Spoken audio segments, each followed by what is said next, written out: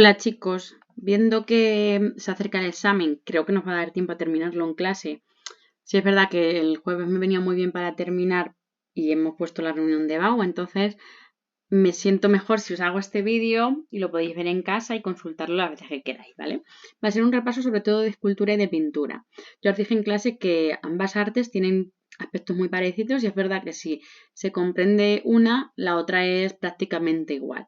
Y siempre hay que recordar que las dos van a estar ligadas a la arquitectura, es decir, que nunca van separadas y que siempre vamos a ver la pintura y la escultura junto al muro. Nunca la vamos a ver separada como veíamos, por ejemplo, en el mundo romano. La escultura, hemos visto en clase el juicio final de Santa Fe de Conques y os dije que el Pórtico de la Gloria lo había pasado al último, puesto que estéticamente es diferente, y empezamos a ver la duda de Santo Tomás y voy a seguir en este mismo orden, ¿vale? Las características las tenéis aquí. Recordad que es un epígrafe, es uno de los temas de Vago y de los temas que tenéis que saber, que veíamos que era la Biblia en piedra, es decir, que todo es simbólico, que no quieren en ningún momento hacerlo bello, sino que mucho más esquemático, que a lo mejor transmita más mensajes, aunque sea más feo o menos estético, pero porque les interesa eso, dar un mensaje, buscar una representación de un tema y que lo entiendan todos aquellos fieles, en este caso cristianos. Tiene influencias de muchos lugares. Nosotros vamos a ver sobre todo la influencia francesa por lo del Camino de Santiago, ¿vale? Y destaca sobre todo pues que hay mucha expresividad, por lo de los mensajes que hemos dicho, que son muy forzados y muy didácticos, que no hay estudio anatómico en ningún momento, es decir, que todo va a ser unas formas geométricas componiendo dibujos o formas, en este caso de la escultura. Y a recordaros también del horror vacuo, intentan llenarlo todo para mandar más mensajes.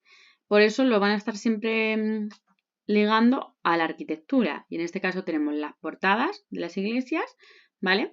Que es lo que más nos destaca y que aquí tenemos que recordarnos de algunas partes. Lo que son jambas, que sería la parte de debajo del arco que corresponde con columnas. Al haber una forma abocinada, es decir, más estrecha hasta el interior, estas jambas no tenemos una, sino que tenemos varias. Lo mismo pasa con los arcos, que en este caso se van a llamar arquivoltas al tener más de uno, ¿vale? Lo que resta, digamos, lo que queda en el medio de estas arquivoltas y el dintel, que sabéis que es la línea horizontal que queda por encima de las puertas, es el tímpano, igual que en los templos griegos. Y luego tendríamos las puertas o vanos y en el medio el parteluz, que es esa columna que separa las dos puertas. El juicio final de Santa Fe de Conques, que ya lo vimos, que era el bien contra el mal, el bien en la izquierda de la imagen o la derecha de la obra y el mal en la derecha de la imagen y en la izquierda de la obra, ¿vale? Cuidado con esto. Y Cristo en el medio como juez diciendo quién va a ir al infierno y quién va a ir al cielo. Esto lo vimos en clase. Acordábamos también que solían estar policromadas, pero que han desaparecido las pinturas, ¿vale? Y todo esto se vio en clase y está en los comentarios. Luego teníamos ejemplos parecidos como el de Autun, también en Francia, o el Pórtico de las Platerías en Santiago. Y luego también teníamos otro tipo de arquitectura, digamos, ligada a otros lugares más concretos. En este caso son en los claustros. Y teníamos que se decoraban estos claustros con esculturas. Y os recordé y os dije que estos lugares solo entraban los monjes. Por lo tanto, es verdad que los temas que se ponen dentro son mucho más difíciles o más complejos y tienes que haber accedido a una Biblia para poder comprenderlos, ¿vale? Por eso este tema no es los que vamos a ver después repetidos. En este caso tenemos la duda de Santo Tomás de Aquino.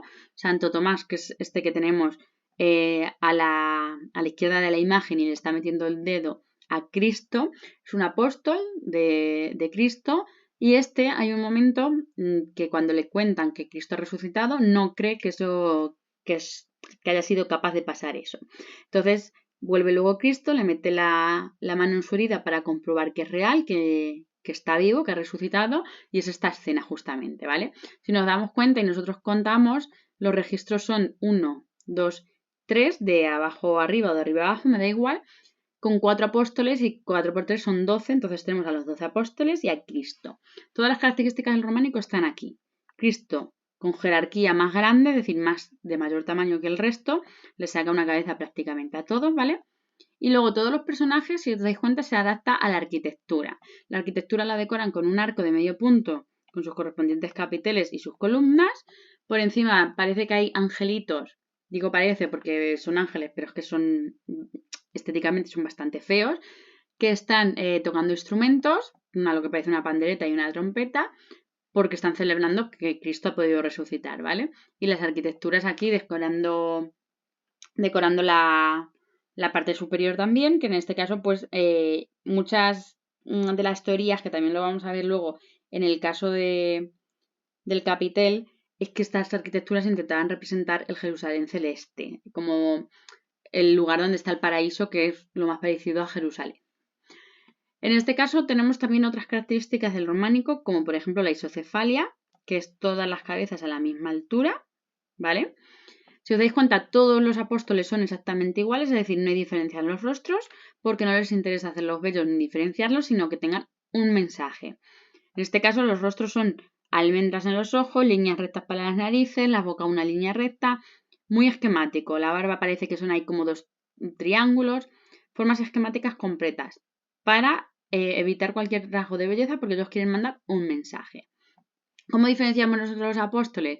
Pues algunos se diferencian muy bien por los atributos, aunque si os dais cuenta todos parece que llevan un libro, pero hay algunos que sí que parecen más diferentes.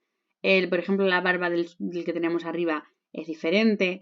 Se piensa que es San Juan, que era más joven. Luego hay algunos que parece que son un poquito más ancianos y les hacen como arrugas. Puede ser que sea Pedro, pero no se sabe seguro porque es verdad que son muy esquemáticos. Y luego, como veis, no son nada realistas. Si nosotros vemos los pies de estos personajes, algunos sí, pero otros, Cristo, por ejemplo, tiene los pies puestos de una manera muy extraña. El que tenemos en el medio de los tres de abajo tiene como uno para cada lado diferente. Es porque no buscan en ningún momento representar nada realista, sino lanzar el mensaje, ¿vale? En este caso son todos muy hieráticos, muy quietos, intentan representar un poco la profundidad haciendo estos tres registros, porque si no estarían volando realmente. Si nosotros pensamos estos como si están volando, es porque no entienden todavía esa profundidad. Y lo poco que tenemos que no es tan hierático, tan rígido, sería el brazo alzado de Cristo para que Santo Tomás compruebe que es verdad, que hace una diagonal, y la otra es diagonal, que es la de Santo Tomás de perfil en sus piernas y en su mano hasta el dedo, incluso metiéndolo en la llaga, ¿vale?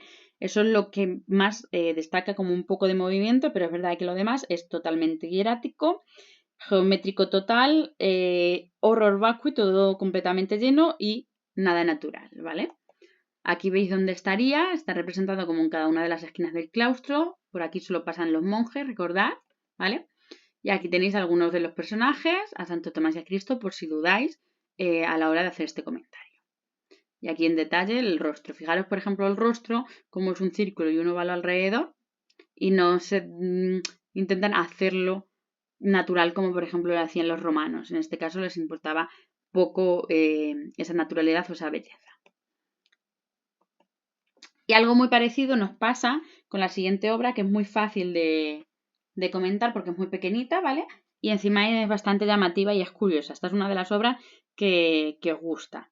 Es la Última Cena o el capitel de la Última Cena de San Juan de la Peña, que ya lo vimos como edificio, os lo enseñé rápido, no entré en EBAU, pero os lo enseñé yo rápido, ¿vale? Y es un capitel historiado, es decir, que es un capitel que no tiene ningún orden, sino que representa una escena. Está en el claustro del monasterio de San Juan de la Peña, en Huesca, Aragón. Es de finales del siglo XI y comienzos del XII. Es románico, ¿vale? Y arquitectura religiosa, en este caso un capitel y un relieve. Se puede decir alto relieve porque incluso vemos las escenas, o sea, los personajes de los lados como que sobresalen demasiado. Las características formales son las perfectas del románico, es decir, tiene todo lo que tiene el románico. Una piedra, en esta caso rojiza y tallada, y tenemos la representación de unos personajes que son totalmente antinaturales, esos ojos que parece que son marcianos que se les salen de los ojos, muy esquemático y muy simple, con un círculo con líneas rectas, formas geométricas, lo más básico posible, ¿vale? Pero es verdad que a su vez son escenas muy expresivas. Parece que no, pero sí, porque a ti te están dando más un mensaje de sé buen cristiano y sigue esto, más que hacerlo bello y que lo admiren por su belleza. Adaptado al marco arquitectónico porque es un capitel, ¿vale? Y horror vacui igual que antes. Todo el capitel repleto de figuras. En este caso hay simetría, no es perfecta, pero sí fijaros que si nosotros vemos a Cristo, que es el que tenemos con el nimbo por encima, es el único que nos representa con el círculo por encima de la cabeza para representar que es divino, a cada lado tenemos los mismos personajes, entonces podemos contar que es simétrico, ¿vale? Y las figuras hay mucha frontalidad, están muy de frente. Les cuesta bastante, en este caso, hacerlo tan natural o con formas más dinámicas como veíamos en el pasado clásico. En este caso también tenemos jerarquía, no en tamaño tanto, pero con el nimbo que os he dicho y porque está en el medio Cristo, ¿vale? Está presidiendo la mesa Cristo. Ya al ver el título ya sabéis cuál es el momento, es la última cena. Esto sucede, para que lo entendáis, justo antes de morir Cristo pasa por un momento que es la pasión, que es todas sus etapas hasta llegar a su muerte. Y en este caso la última cena es justo anterior a su muerte, pues tiene una última cena con sus apóstoles. En esta cena le dicen que uno de ellos los va a traicionar, él mismo lo sabe, ¿vale? Que le han dicho que lo van a traicionar, lo mandan a la oración en el huerto. En esa oración es cuando lo apresan, es decir, que es en ese contexto. Entonces aquí tenemos ese momento justamente, ¿vale? Cristo está en el medio y está contándoles, está diciéndoles justamente ese momento que alguno de ellos les va a traicionar y lo hacen muy claro para saber quién ha sido este traidor. En este caso Judas, que sería el que está en la izquierda de la imagen o a la derecha de Cristo, que sería el que parece que está mandando callar Cristo. Y sabemos que Judas, porque si os dais cuenta, está tirando del pez que tenemos aquí. Entonces está como robándole a Cristo y es la representación, digamos, de esta traición. Luego tenemos a este lado el que está unido a él, que apoya la cabeza sobre él, que se piensa que es Juan, San Juan Bautista, que es el primo de Cristo, porque es conocido como el apóstol más leal, el más fiel a Cristo. Entonces tenemos la mayor fidelidad, la de Juan, y la traición de Judas. Y a su alrededor, por las otras caras, ¿vale? Veríamos al resto de apóstoles. Se cree, os atribuyen que es el maestro de Agüero o el maestro de San Juan de la Peña, el autor, aunque no se sabe con seguridad, ¿vale? Y todas las capiteles tienen una estética muy parecida. Entonces este es el que a vosotros os podría caer. Por supuesto os pondrían esta parte central donde vemos a Cristo. Aquí se ve mejor, hay más calidad en esta imagen. Fijaros, por ejemplo, el ojo de este de aquí de la esquina, que parece totalmente un marciano por ese antinaturalismo. Y para que veáis aquí, por ejemplo, la borriquilla. Aquí tenemos en la última cena detrás para que veáis cómo está en el claustro, y todos los que tendríamos por aquí detrás, que hay muchos más. Al igual que anteriormente, pues estos temas están más concretos dentro de la Biblia para aquellos que saben de la religión y no para los ciudadanos analfabetos, que normalmente se les ponían pues temas como el juicio final, ¿vale? Por ejemplo, aquí tenéis a Adán ya cubriéndose tras el pecado. La última obra que tenemos de escultura es el Pórtico de la Gloria de la Catedral de Santiago, y aunque os parezca más difícil o más compleja que el resto, es verdad que no tiene mucha complicación, son las características que hemos visto. Sí que destaca que esta se conserva muy bien la policromía, porque recordar que tiene delante una fachada barroca, es decir, que esto está completamente encerrado a día de hoy, entonces esto lo ha resguardado muy bien, ¿vale? Es del finales del siglo XII. Aquí sí tenemos autor, que os lo dije también en la parte de la catedral como edificio, y es el maestro Mateo, ¿vale? En Santiago de Compostela, en La Coruña, en Galicia, románico, y es arquitectura religiosa. un alto relieve, incluso podemos decir que algunas partes son de bulto. Cuando veamos ahora bien a Santiago el Cristo, son prácticamente exentos, ¿verdad? Que está pegado al parteluz, pero es un relieve muy, muy alto, ¿vale? Las características formales, para que vosotros lo entendáis, esto es todo piedra, es decir, es mármol y está realizado, y granito, perdón, mármol y granito, las dos cosas, está realizado a la talla, ¿vale? Y las características son todas las del barroco, es decir, tenemos todas las características propias del barroco. Si yo os lo pongo así, para que vosotros os hagáis a la idea, horror vacui total, es decir, que está completo todas las partes de la portada, desde las basas que tenemos abajo, las jambas en este caso son columnas decoradas, pero tenemos como una segunda jamba partida en dos, dividida en dos, con los apóstoles y con diferentes personajes. Luego tenemos el arco, lo que sería la arquivolta, las arquivoltas, algunas decoradas solo con motivos vegetales. Tímpano, que solo tenemos en el central, porque aquí no tenemos tímpanos, en los laterales, y el parteluz, ¿vale? Todos los elementos de la escultura. Ya os digo que todas las características románicas están, hay simetría, horror vacui, muy hieráticos, muy antinaturales, pero sí que hay un paso avanzando, ¿vale? Y puede ser que el maestro Mateo tuviese influencias que vendrían de lugares mucho más avanzados o de franceses que han trabajado en Francia con mejores técnicas estéticas. Entonces lo suyo sería que pongáis cosas del románico en sí y que luego añadáis por qué se diferencia o qué es diferente y va acercándose lentamente al gótico que vamos a ver después. En este caso, si yo pongo esta imagen, se ve mejor la primera, ya veis que las figuras son cada vez más independientes, es decir, como cada uno haciendo su gesto, hablan entre ellos. Por ejemplo, aquí arriba los diferentes ancianos, pues hay algunos que están girados y hablando entre sí. El Santiago que lo tenemos aquí en abajo, debajo de Cristo, se reconoce muy bien que es él. Los personajes de los apóstoles que los tenemos también aquí a los lados, cada vez más realistas, entonces eso lo diferencia mucho del resto. Las formas anatómicas o del cuerpo, digamos que también han ido cada vez perfeccionándose más, ya no son tan esquemáticas como antes.